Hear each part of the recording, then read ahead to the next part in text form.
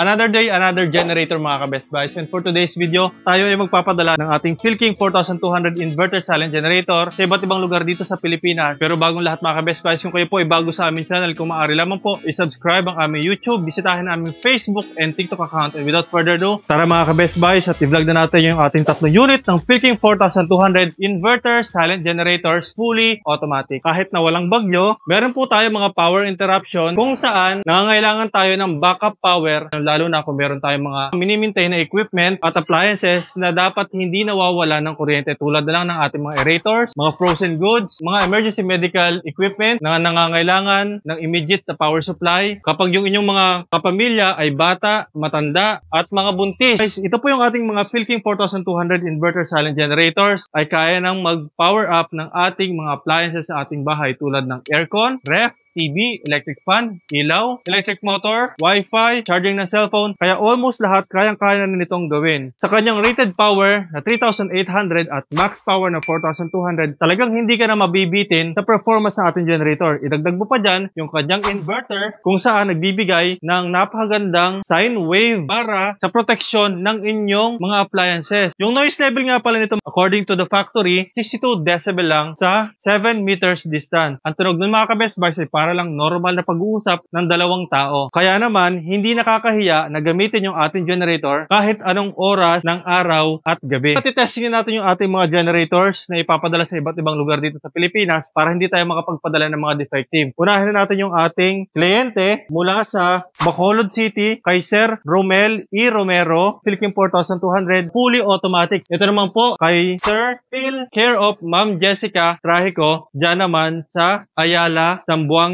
City. Si Sir Phil, pangalawang unit niya na po ito na binili sa atin. Kay Sir Aaron dyan sa Angeles City, Pampanga. Test natin yung ating mga generator at makita ng ating kliyente na working sila bago natin ipadala. Ito po ay fully automatic pero pwede po tayo ditong mag-manual and mag-push start. Test natin yung lahat ng generator ng drill, grinder, and welding machine para makita nyo yung kanyang performance. So mga ka-Best Buys, ito yung ating iti-testing sa ating mga generators bago natin ipadala sa ating mga kliyente. Unahin po natin itong impact drill. Ito po ay 680 watts and ito naman pong grinder ay 750.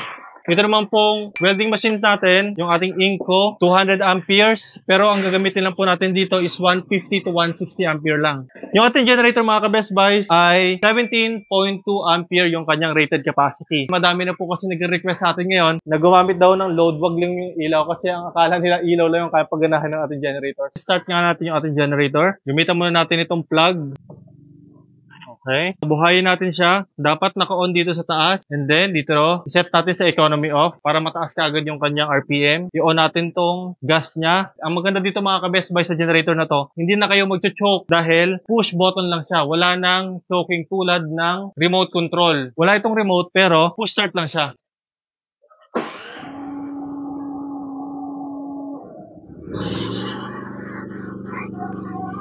Ayan. Naka-economy off yan mga ka-Best Buys ha. Medyo mataas yung RPM nito. 230 volts, 60 amperes, and 0-0 yung runtime. I-test muna natin yung ating drill at grinder. So i-test natin yung ating grinder muna.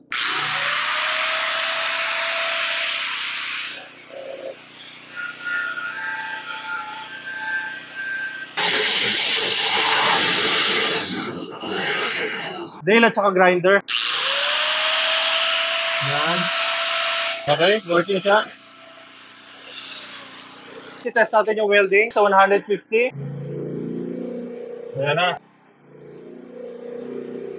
Kayang-kaya na generator natin. Ang liit lang yan. Pero yung kanyang power mga ka-Best Buys, nakikita ko galing dito, hindi naman nagbabago sa 223. 0-0 yung runtime. Yan, 221 pa rin yung voltage nyo. Kitang-kita dito sa akin. Pero tingnan naman, steady. Oh. Testin natin yung susunod na generator. Okay, buhayin naman natin yung susunod na generator. I-echo off natin. Ayun, may ilaw na mga ka-Best Buys. Oh.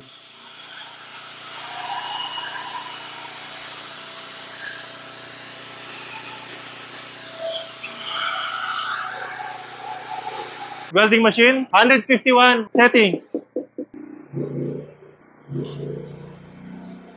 224 yung kanyang voltage. So, gamit po ulit tayo ng isang rod. Hanggang kalahati ulit. Ganda, hindi siya nag-overload sa 150. Gawin nga natin yung mas mataas. I-set natin sa 180. Pula, nag-overload sa mga ka-Best Buys. Mataas na sa rated power yung ginagamit natin sa kanya. Gamitan naman natin sa 160. Ayan, sa 160 kayang-kaya pa.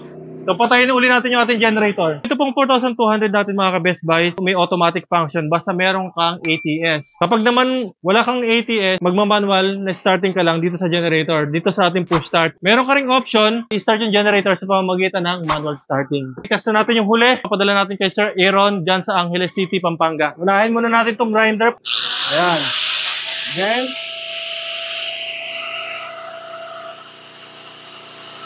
okay.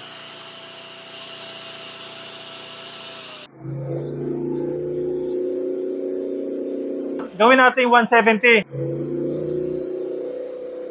Grabe, no? Gawin na natin 165. Testing natin sa 165. Ayun. So, palagay ko healthy siya sa 165 mga ka-Best Buy. So, ganun lang yung paggamit ng ating welding machine at ng ating generator.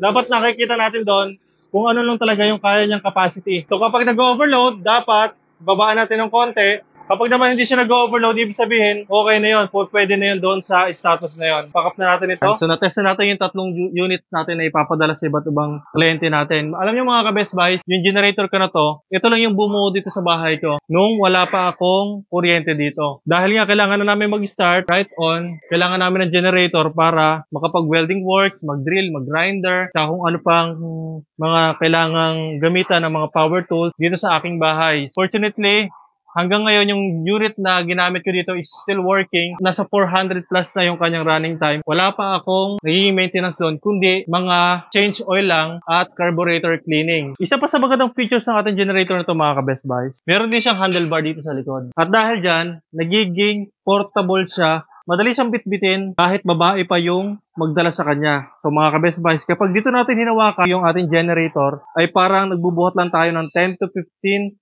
kilos, medyo mahaba yung kanyang lever, mas magaan yung generator kapag tinransfer natin. The only problem with this generator mga ka-Best Buys, akala ng ating mga kliyente, dahil maliit yung ating generator, magaan ito. Ito nga pala, generator na ito mga ka-Best Buys ay 49 kilos. So wala yung gas, wala rin din siyang oil. Pero pag dinagdagan natin siyempre ng gasoline at langis, tataas pa yung kanyang gross weight. Capacity nito, 12 liters, yung tangke ng gasolina, plus 12 ka pa, plus 1 liter ng oil. Kaya naman, more or less, aabot ito ng mga 63 to 64 kilos yung gross weight niya kapag full tank at may langis. So kung meron pa po kayong gustong malaman or details sa ating Philking 4200, ay maaari po kayong mag-text o tumawag sa aming cellphone number na magpa-flash dyan sa inyong screen. Bisitahin din ang aming Facebook, YouTube, and TikTok mga ka-Best Buys. Maraming salamat sa inyong pagtitiwala at panonood. Mag-ingat po tayong lahat and God bless po.